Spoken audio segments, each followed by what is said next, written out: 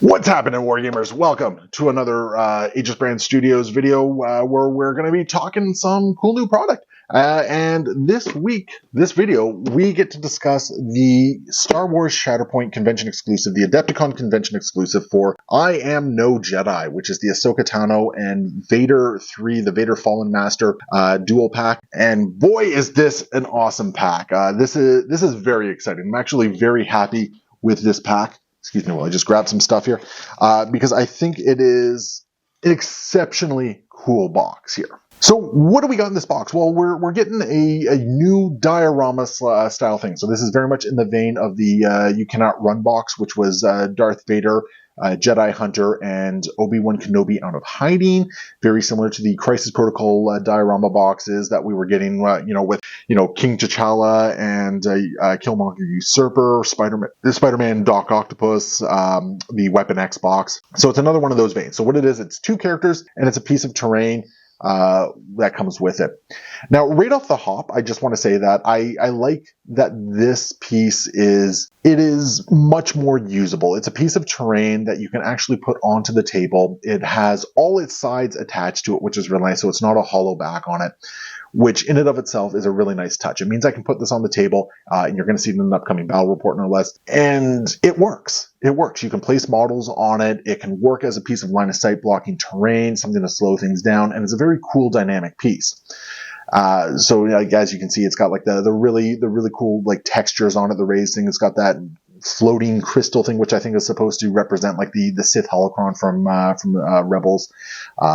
Lots of really nice colors built into it. It's got that electrical discharge. But obviously the star of the show is Ahsoka and Darth Vader. And both of these are very cool characters. And I'm very excited about what they bring to the game of Star Wars Shatterpoint.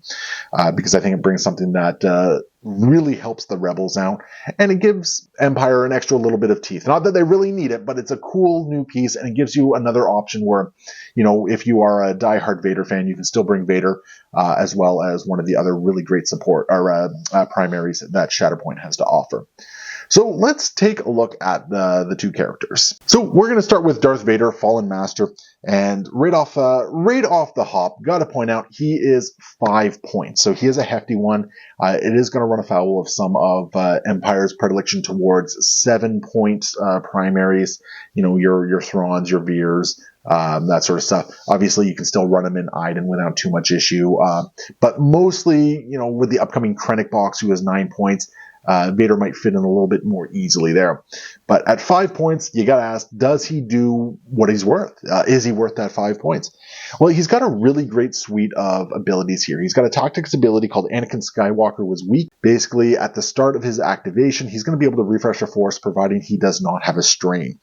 So right there, gotta love force economy on that one. But it also has a very clear weakness to it. If you can toss that strain on him, boom, you can slow him down a little bit. After you resolve that effect, he's also going to remove a damage, he's going to remove a condition, and then he's going to dash. So, getting a little bit of movement, really solid. He's got an active ability, Then You'll Die Braver Than Most for 2 force. This is very similar to Lord Maul's You Cannot Run, or No Place to Run, sorry. Target an enemy character within range 3, spend 2 force.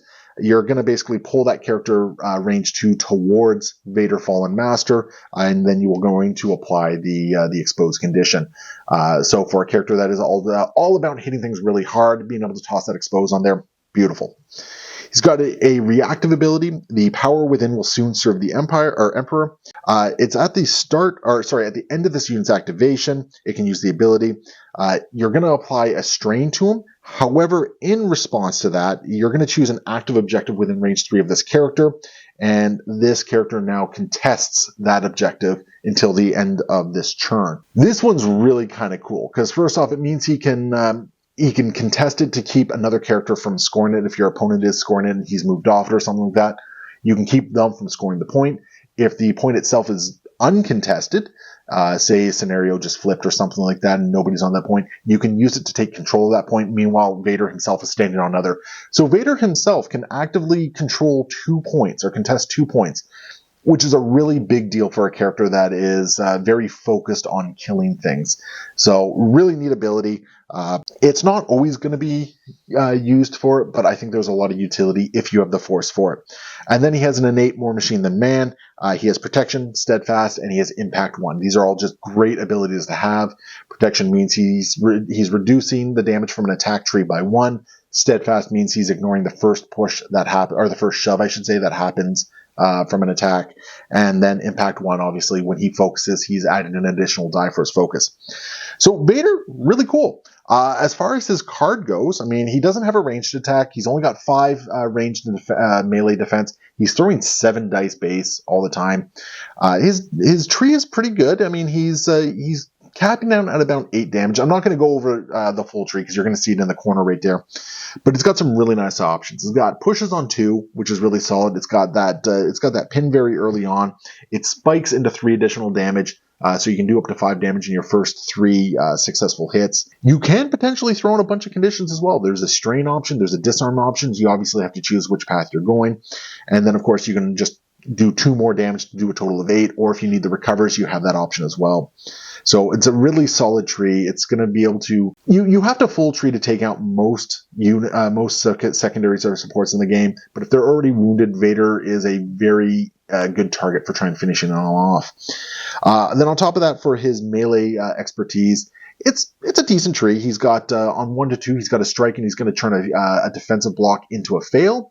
So, you're messing with the other person's dice a little bit, which is always nice. 3+, he adds a crit to that. 4+, it's 2 crits instead of a crit and a strike. Really nice offensive tree, I think. For his defensive expertise as well, this one's really kind of cool because no matter what you're rolling for, you're going to be dealing a point of damage to the person attacking you. It's basically a built-in minor deflect or riposte, whatever you want to call it, which is really kind of neat. As long as you get any expertise, damage goes back. And that's on both melee and ranged. So it's 1 for 1, it's 2, 3 for 2, and it's 4+ for 2, plus a little bit of crit mitigation with a crit down to a strike. Really solid. I like him. As far as whether or not he is worth a 5-point cost, that one's a little bit harder to say. And I think right now, because of the nature of the Empire primaries out there and just how deep the suite of Empire characters are, I think you're going to be hard-pressed to choose this Vader over one of the primary Vaders, or this Vader over a secondary like Gideon Hask, or Death Trooper Escort, or even the upcoming Death Trooper support that is coming with the Krennic box. So it's a very tricky one.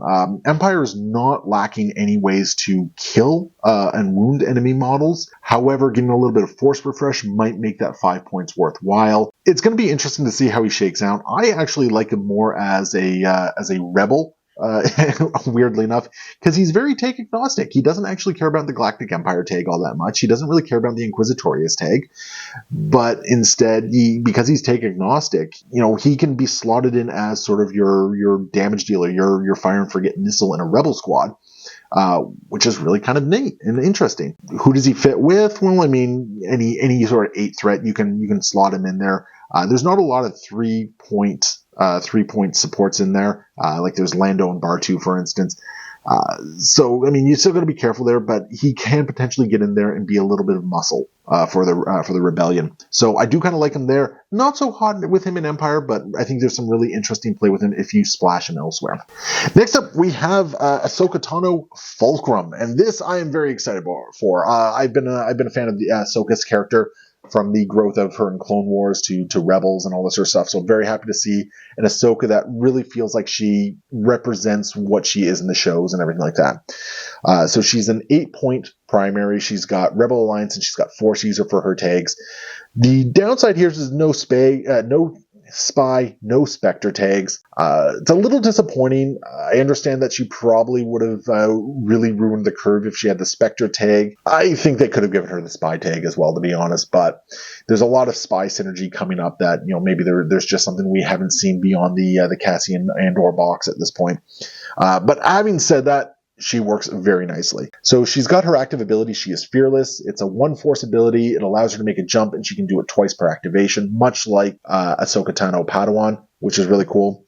Then taking some steps from her master Anakin, she's got a reactive ability, Then I Will Avenge His Death. It is 2 force, and it allows her to basically, after she finishes a combat action, she can make another attack targeting one of the same enemy characters within range and line of sight that she just made an attack for. So she can get in there. She can really do a lot of hurt on characters. Like, she's going to be able to munch through a lot of support characters without too much issue.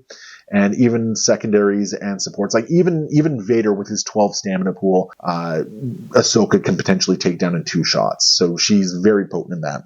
She's got a reactive riposte. So in melee, if the opposing character rolls a fail, she can use this ability and deal 2 damage back to them. Really kind of nice. Would have it been nice to have something that works on against range as well? Sure, but you can't have everything, and some things need to be in place for purposes of balance.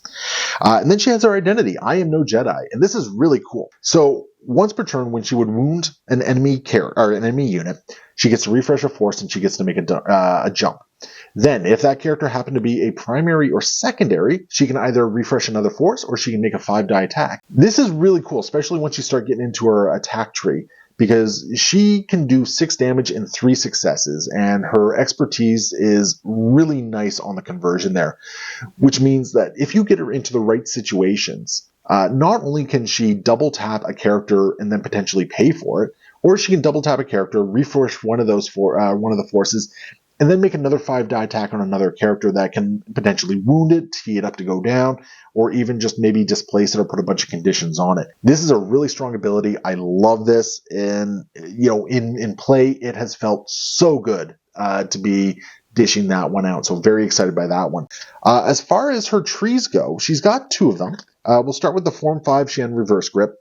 This is the one that I think is a little bit less interesting. She's got 6 defense, 7 attack dice in melee, starts with a damage and a shove, but then you see there's 2 very different trees that you go on. One is a little bit more damage-oriented, capping out at 7 points of damage, 2 shoves, a pin, and a disarm. Really kind of nice. I like the conditions.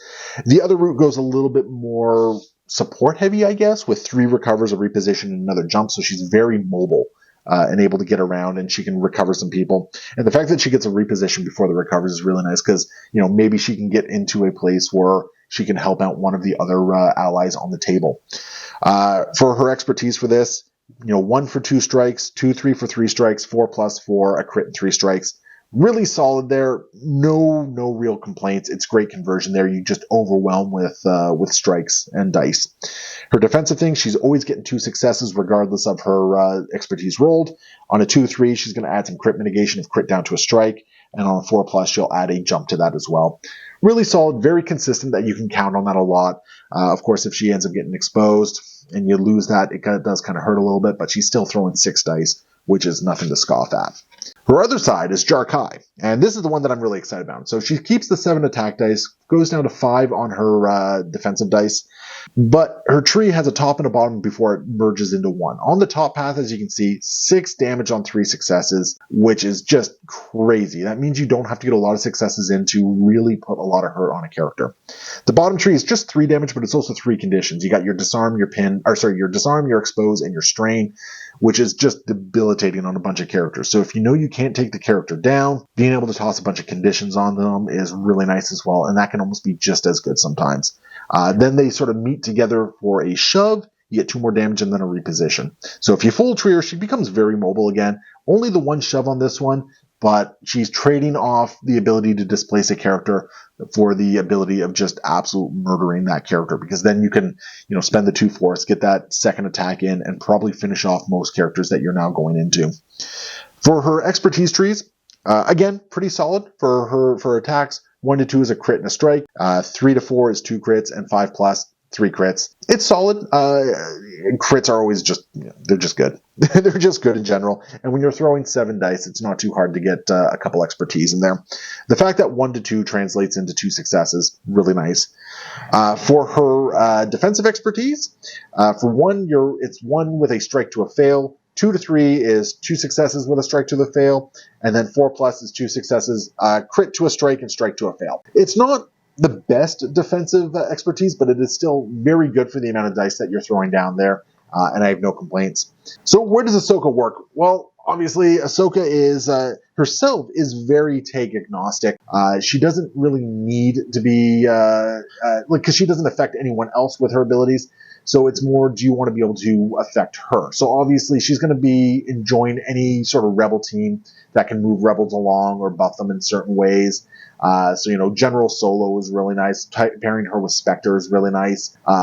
Can't really complain about that. Being able to use the coordinated fires from Leia Freedom Fighter or the Rebel Commandos. So she's got some really good options on that one, and she slots in really nicely.